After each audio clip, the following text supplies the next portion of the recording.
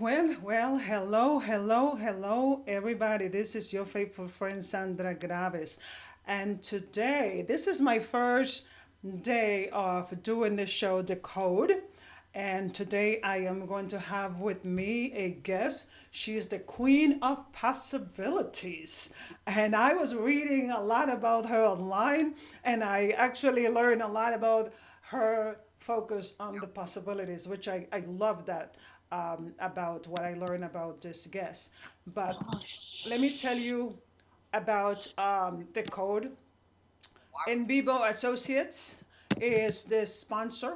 This show is presented by In Vivo Associates, and the code is was created because I believe that a lot of us have been taught a lot of things, and those things then through the time we realized that a lot of things was wrong, and it had stopped us from achieving our goals and being as successful as we want to be. So that's the reason why the code is provided so that it will help you bring you different motivational speakers and coaches and different experts to help you decode the negative beliefs that you have. It can be spiritual, financial, emotional, relationship, whatever it is that you have, you will be able to identify that through the show. So that's the reason why. Let's not delay it. And right now, her name is Gaye Louise O'Brien. And instead of me telling you about her, I'm going to have her tell you about herself. Okay? Thank you, Sandra. Thank you very much for having me. And I'm a performance coach, high performance coach, an NLP trainer, and I'm also a best-selling author. And I'm actually a flow consultant as well and an international speaker. So I've been working in the industry now for about 10 or so years. That is so awesome. And it is pretty cool. I mean, she did not mention it, but she is in Australia right now, and I'm in San Antonio, Texas. Over here is almost night, which we have some light out there. And over there is morning. It is already Friday. Isn't that cool? That's correct. And we've actually had lots of rain. So I was hoping that it wasn't going to be raining for this interview, which it isn't. It's perfect weather. So that's great. Well, we are blessed, I guess. We are blessed. And the topic today is getting into flow. Can you tell us what is that about? Well, getting into flow is really about finding your place in this world and really enjoying where you are and wanting to be where you are. And sometimes that's not easy, and sometimes we have to find ways to do that. And so I've actually developed a 5-step process which I call the 5 keys to inner success. And it gives you strategies and steps for actually helping you get into flow. So yes, that is really what it's about. It's really about finding your way in this world in a way that you feel comfortable with. But why is it important for us to get into flow?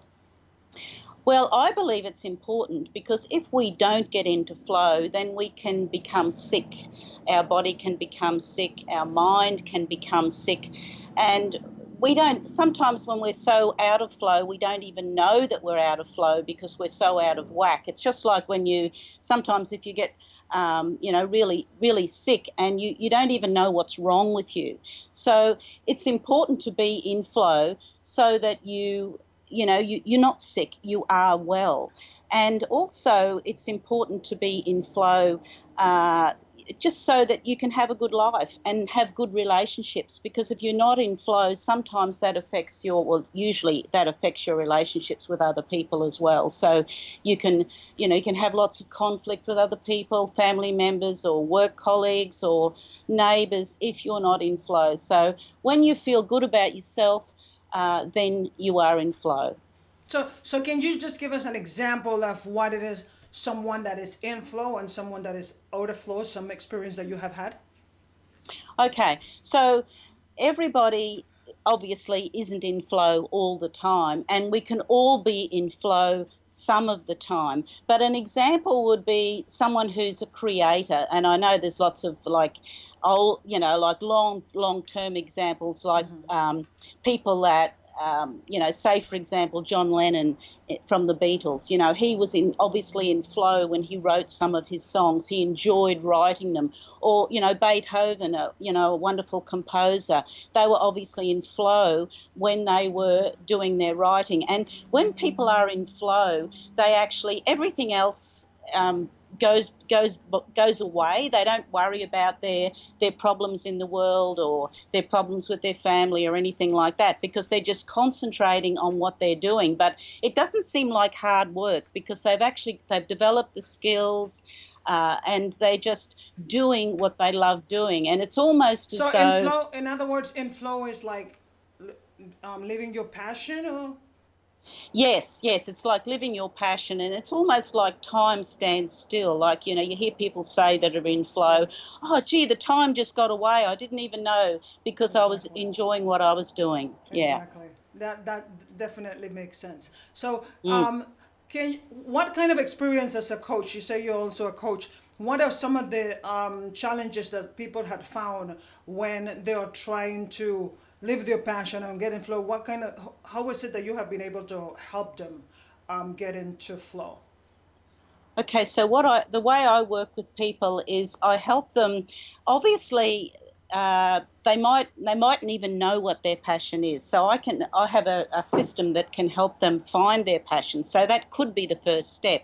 Although some people know their passions and then still need to work on it, because maybe they get distracted by other things, or they're worried that they're not good enough, or they've got other people Mm-hmm. putting them down, or things like that. So I help them perhaps find their passion, and then once they've found it, I help them sort through the forest, to so to speak, so that they can actually work on developing the skills that they need to develop and staying on task. I help them stay on task.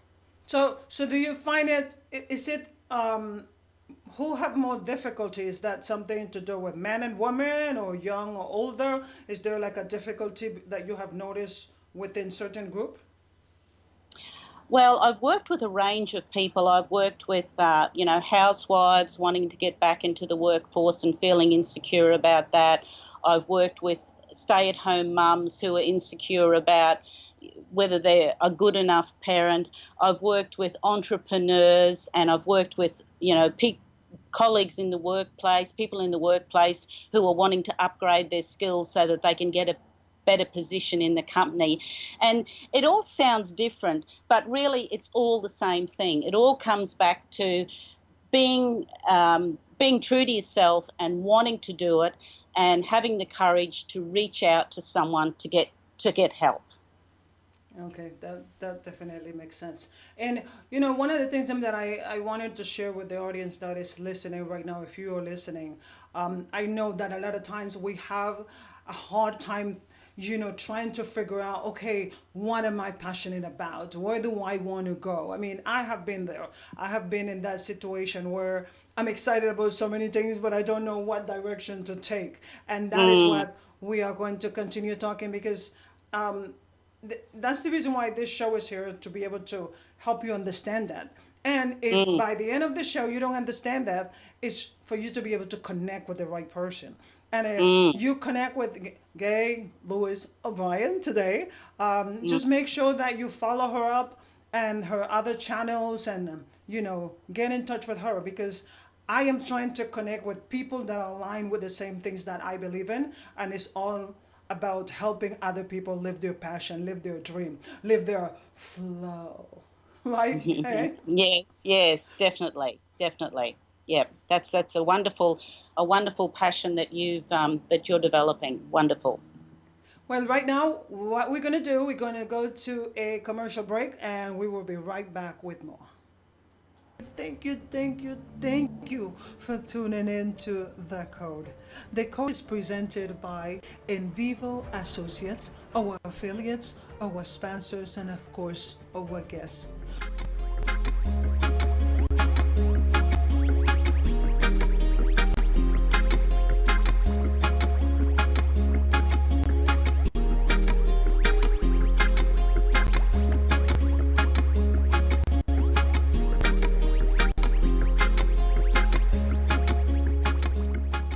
Comments or questions, or any show idea for us, please send us an email to info@invivoassociates.com. Thank you for tuning in to The Code. Well. Thank you for being back. Thank you for staying here with us. Thank you for connecting with us wherever you are. May God continue to bless you because, yes, I want to make it sure that you are clear. I do believe in God and I am not going to put that on the side. So may He continue to bless you in everything that you are doing in your life. And may you continue to live your passion. I wrote this and I wanted to share this with you guys. It said, life is all about you. You need to dream it, you need to create it, and you need to live it. So, Gaye, please tell us more about how we can do that. How can we live in the flow? Okay, so one of the other things that I do with people is I help them find their values. I help them find out what's really important to them. So I get them to notice what fires them up. I get them to notice what upsets them. I just get them to be observer in their own life so that they can see what really gets them going, what stirs them up, what they like about other people, what they dislike, so that they can really learn more about themselves. So I do a values thing with them, a values inventory with them, so that they list their top values. So I get them to say, well, what's important to you about, say, for example, if I'm working with someone in the workplace, I say, what's important to you about your job? Or if I'm working with someone at home, I'd say, what's important to you about your family life? And they list all of these different things. So then I can find out what's important to them, and then I can go from there. So that's another little tool that I use with people. Yeah, that makes sense because you mentioned values, and that is one of the hard times that people have because when they are thinking about values, they all are only thinking, okay, spiritual. But yes, you have other values that are just not spiritual. The spiritual have to do a lot with the way you think, but you have to bring all of the things in that you have learned from the past and bring it together in order for you to make those decisions, because a lot of the things that you were taught, maybe you were taught in school, maybe you were taught in other areas. What's the simplest way at for you to work. make six figures? Okay, he is talking Yeah. about fixed Easy. value. Break it This down is like a that. different value here. Yes, Let me that's turn right. this off. Okay, so talking about that, for some people, for them, values are more about the more money I have, the better I am, and particularly Yes. for me, that is not one of my values. So it's really trying to identify that, and that was one of the hard times that I had in the past about identifying my values, because I was looking at other people, how they value their life instead of how I value my life. That's right. And you can look at, obviously, your family background has had something to do with it, your early years, your friends, what sort of career you go into. It all has an influence. And oftentimes where we run into conflict with other people, it's because we have different values. So for example, if housework is high on your list of priorities, but it's low on your husband's list of priorities, then, there may be conflict there. That's just one example. Yeah. And in the workplace, uh, if somebody is really into detail, they get so sort of deep into a particular project that they're working on, and someone else has more of an overview, and they're able to skip from one project to another. And so there may be conflict there because the first person's thinking, well, why aren't you spending more time on this particular thing? And so Are you talking about me? Are you talking about me? Did you call my husband and ask him some questions before this talk? well, it was just an example, but maybe. Yeah, so I think that, if we're aware of those differences, and that's what I do through my flow consultancy program, because there are basically four different types of people. And Carl Jung discovered this when he went to China, and this is all based on the I Ching. And there are four types, and they all kind of blend into one another. But there are four basic distinctive types, and one is the creator. You know, the person who's got their head in the clouds and they just love creating and doing stuff, but they don't finish anything. You know, they just move on. And then there's the people person who's just making networking and making connections with people all over the place and just loving being around people and just getting so involved in that they forget everything else. And then there's the person who's totally into timing. You know, they have the perfect timing. They know when to buy the house at the right price or the stock or you know, when they know when to be in the right place at the right time. And then the fourth person is the data person, the person who's looking at all the facts and figures. So you've got the four basic types of person there. And if you can work out what type you are, then you can go with your flow in that particular type. You know, it's no point in trying to be a square peg in a round hole, so to speak, because if that's not your natural way of being, sure, it's good to work with all these steps as I've talked about, but and we all need to do certain things. Like in my 5-step program, I talk about, you know, visualizing your future and assessing where you are now and planning and setting goals, taking action and reviewing where you are. We all need to do all those things, but if we've got an idea of which basic personality type we are, then we can go with that rather than, you know, beating ourselves up and saying, well, I should be doing this like so-and-so does, you know. So it's just getting to know yourself. I really think that's the first step, getting to know yourself. And I think, you know, as you would appreciate, loving yourself. You know, it's all about love and forgiveness. You know, I think, you Oh, you know. mentioned the magic one that I love, forgiveness. Forgiveness. You know, there is lots of people there like, I'm successful, I have a Yeah, good bank account, I have a house, I'm so yeah, happy. And then a few minutes later, they are so hateful and angry and all yeah, that.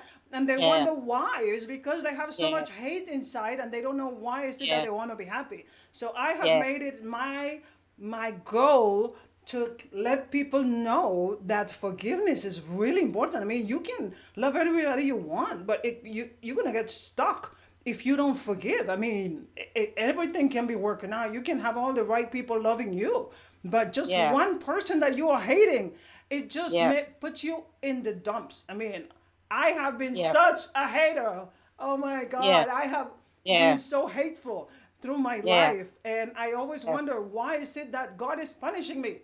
He wasn't yeah, punishing me. I was yeah. punishing me. Exactly, yeah. And I've spent a bit of time looking at different diseases like diabetes and heart conditions, and quite often they are related to a lack of love in your life or a lack of forgiveness. And as I said at the beginning, we can make ourselves sick if we think bad thoughts about ourselves and about others. And of course, this is easier to say than do. I mean, Yes. it's easier to say I'm going to forgive than it is to actually forgive, particularly, you know, if someone has done what you consider to be unforgivable. But at the end of the day, during my studies, I've studied NLP, which is neuro linguistic programming, and it basically says that most of us is under the surface. So 80%, we're 80% emotions and only 20% thinking brain. So our primitive brain, if you like, our reptilian brain actually runs us. So and it's So that emotional thing can that. you explain more about? I mean, there's a lot of people that they challenge me on this and saying that I usually say the reason why you are ill is because you haven't forgiven, and Mm, they don't understand that because mm, what I am saying, I mean, you go to the doctor doesn't find anything because yeah, it's all mental, it's all that pinned up hate that you have in there that is making yeah. you sick. Can you elaborate on that? Well, I just know from experience that I've known quite a few people that have had heart attacks, for example, and it seems to be the basis of it seems to be, you know, issues with relationships. and diabetes. I was reading about diabetes recently, and that seems the same sort of thing. And I think that if you can, because your unconscious mind actually runs your body, and if it's feeling unsafe or unloved or insecure, then there's not this free flow of energy through your body, and that's why things like meditation and prayers and exercise and being in nature, and being one with nature, and getting along with other people. That's why these things are all really important, because they keep the energy flowing in your body. And I don't know if I've answered your question, Sandra, because I think that it's hard to explain that to people who aren't necessarily ready to hear it.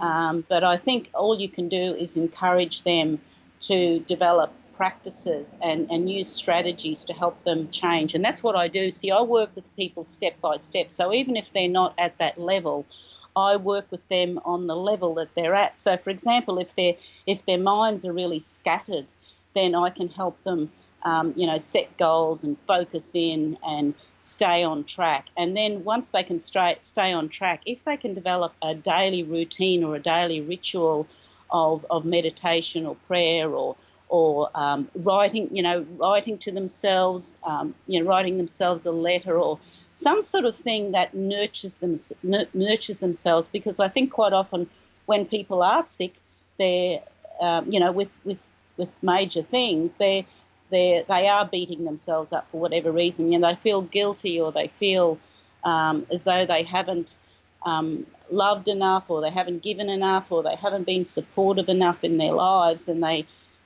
beat themselves up, and that just makes the situation worse. And I think that what we've got to recognise is that we're all human beings. We all make mistakes, and we all. Now, this is a really important point. Did you say we all make mistakes? Oh, not me. We all make mistakes, and this is really important. We've got to remember that we make the best decision at the time, given the information we've got. And if that decision that we made at the time, on reflection, when we look back at it now, because hindsight is a wonderful thing, we look back on it now and we say that was the wrong decision. But at the time, we weighed all the evidence up, even if we didn't do it consciously, we really did do it. We made the best decision at the time, and that's why we can't beat ourselves up. And, I saw this show on, it was just something on the news about this person that was murdered, and when they went to court, the family whose child or adult, I think it was an adult, was murdered, forgave the murderer, and I was just astounded. I was just absolutely blown away by it, because I thought not only did it make the murderer's life easier, it also able to heal. It made the family's life easier to heal. Now, most people wouldn't want to hear me say this, I don't believe. Most people are into punishment, Right. But that is what they teach us on the TV and the movie. I mean, we talk about love on one side and forgiveness, but everything that is on the movies is about revenge. Everything is exactly, revenge. exactly. And the amount of energy that goes into revenge, you don't see the downside of it. You don't see how it affects that person. And that's why I'm always really interested and love to see these stories where people have forgiven. And, you often see these people that start up these crusades, that where, they've lost a child, and so they go and they form a support group and they go around speaking around the country.